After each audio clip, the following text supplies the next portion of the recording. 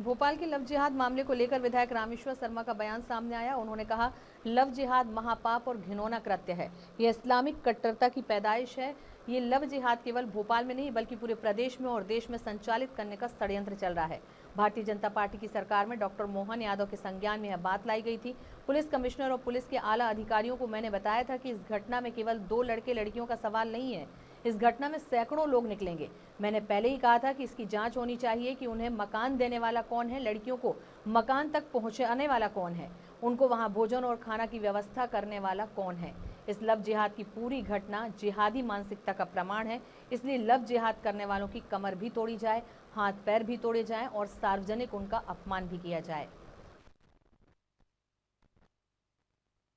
हमेशा ये मांग भी रही है और सामाजिक चेतना भी जगनी चाहिए कि लव जिहाद एक घिनौना अपराध है। इस अपराध को कुचला जाना चाहिए, कमर तोड़ी जाना चाहिए, घुटने तोड़े जाने चाहिए। इसके आगे पीछे जो भी सहयोगी करता धरता, मुल्ला, मौलवी, नेता, अभिनेता जो भी हों, सबको कुचलो, सबको कुचलो, किसी को छोड़ो मत।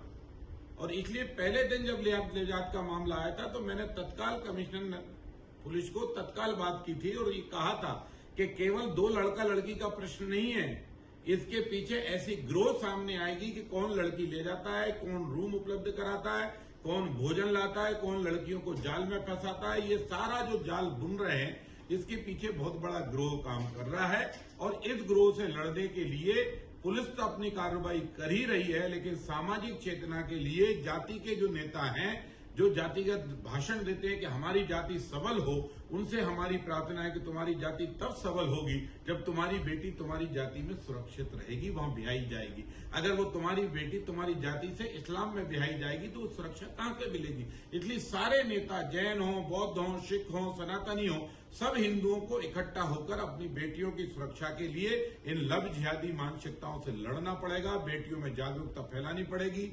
बेटियों को ट्विटर और फेसबुक के जाल से दूर करना पड़ेगा। नाम बदलकर जो ग्रोह काम कर रहे हैं, इन ग्रोह का पर्दाफाश करना पड़ेगा। समाज भी सड़कों पर आए, प्रशासन भी कार्रवाई होगी। और कल भी मैंने कई प्रशासनिक अधिकारियों से बातचीत की है कि ऐसे भी कई अपराधी हैं कि जिनके कोई काम धंधे नहीं है, बिल्डिंग बड़ी बड़ी है और वो लव जिहाद में इंटर है। वो इस मामले में पकड़े गए और उनकी सरकारी जमीनों पर कब्जे, और वो भी ढूंढो, उनको भी तहस नहस करो, बुलडोजर कार्रवाई। हाँ, तो चौतरफा हमला होगा, चौतरफा। क्योंकि समाज को बचाना भी जरूरी है, बेटियों की सुरक्षा करना भी जरूरी है। कानून का डंडा उनको जेल के शिक्षे तक ले जाए, समाज की जागरूकता बेटियों की सुरक्षा बढ़ाए और अपराधियों में दहशत पैदा करे, ये आज आवश्यक है।